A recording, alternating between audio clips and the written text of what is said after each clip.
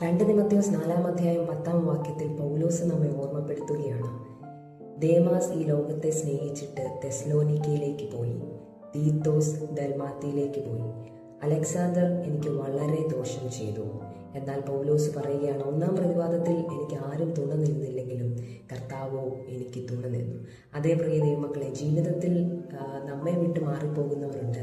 വേദനകൾ തന്ന് ദോഷപ്രവർത്തികൾ നമ്മുടെ ജീവിതത്തിൽ സമ്മാനിച്ചിട്ട് നമ്മെ വിട്ട് അകന്നു പോകുന്നവരുണ്ട്.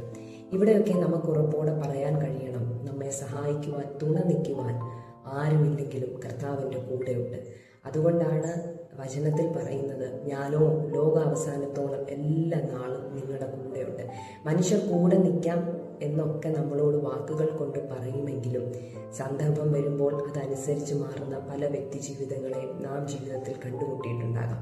എന്നാൽ കർത്താവ് അവസാനം വരെ, ലോകത്തിൻ്റെ അവസാനം വരെ നമ്മോട് കൂടെയുണ്ട്.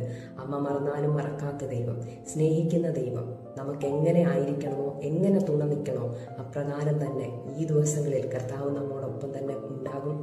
ഭാരപ്പെടാതെ നമുക്ക് മുന്നോട്ട് ജീവിക്കാം. ഈ വചനങ്ങളാൽ കർത്താവ് നമ്മെ സഹായിക്കട്ടെ. God bless you all.